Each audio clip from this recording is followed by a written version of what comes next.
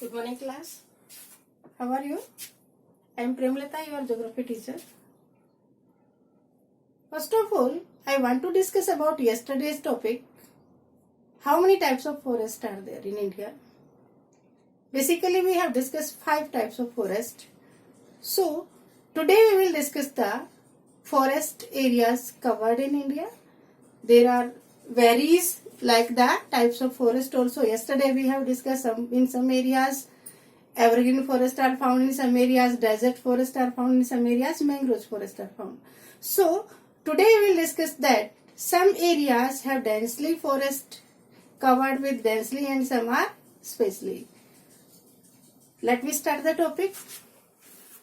Forest cover in India. Why we are discussing about that? Because we are getting lot of things from the vegetations. Even then, all the human beings are depend to fulfill the 95% need from the vegetations, and 5% we can say on the seafoods or we can say on the animals. Forest cover in India. So according to the forest policies, 2011 forest report, 23.28% of total land of area covered with forest. Listen again. According to 2011, the forest report collected data 21.05%. And what can be for the ecosystem balance? 33%. So it is less than the requirement. So what is now at present scenario? 23.28. So due to the awareness of the people now, due to the conservation of the forest covered areas increasing in India.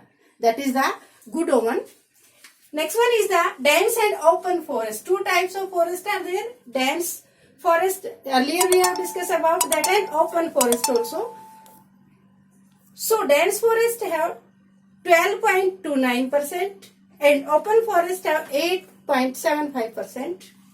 Next one is, there are varies in the forest cover areas. Some UTs and some states are densely covered with the forest and some are having less than 10%. So let me discuss about that. We can categorize them into 4 categories.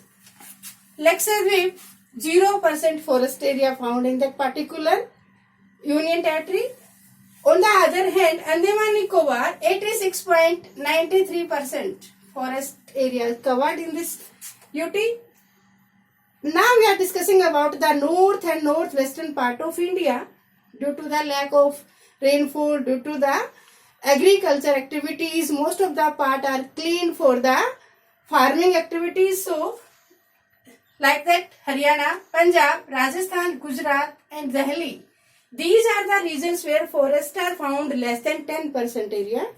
Next one is on the South India, or you can say in northeastern part near the Orissa region.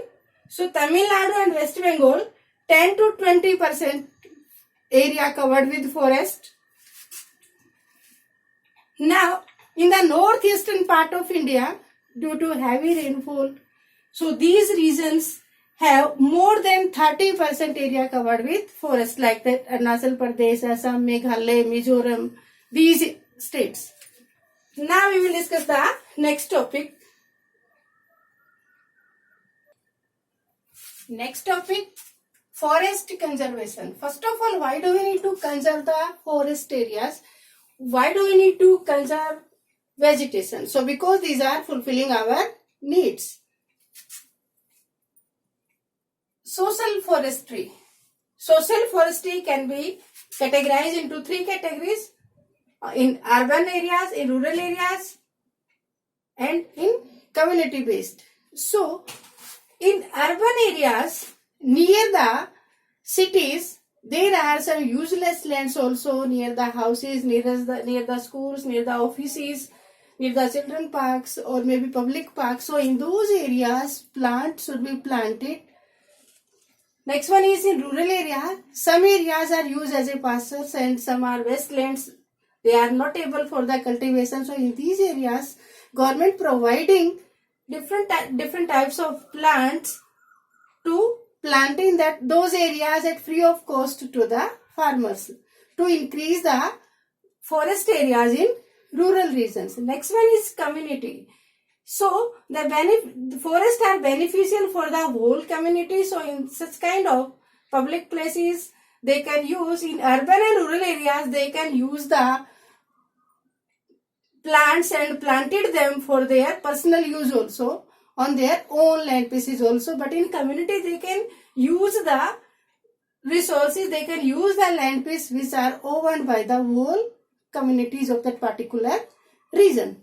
So here we are discussing about the farm forestry. Next one, in that type of forestry, the farmers can be grow the plant for the commercial purpose as well as for the family use or maybe for the basic requirements also. So here we are discussing about the forest policy 1952 that was established previously. Now new forest policy 1988. So according to that forest policy, what is the need of that? What is the aim of that forest policy? Why we are need to conserve the forest? So first one is bringing 33% regions under the forest areas. Earlier we have discussed also that it is essential for the ecosystem balance. Next one is ecosystem balance. So to aware the peoples and cover the areas with forest to make the ecosystem balance, because of all the living beings are interdependent. Animals and human beings are depend on the plants and plants also depend on them. So if the number of animals and human beings will be increased, then they can't be survive because due to lack of oxygen. Next one is conserving natural heritage. You all are aware that forests are the homes of different type of species, wild animals, creatures and reptiles also, birds also. So if their habitats will not be, then where they will go? Next one is the check soil erosion. So the forest region tie up the upper part of the soil, so it can reduce the soil erosion. So forests are helpful to make the soil fertile. Next one is we are getting lot of products, food products, plants, medicines and timbers also.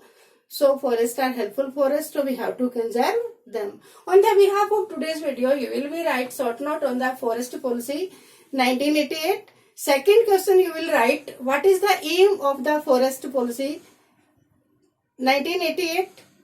Next one is you will write the social forestry. What is the social forestry? How can we categorize it? So watch this video carefully and write the answers. Thank you. Have a nice day.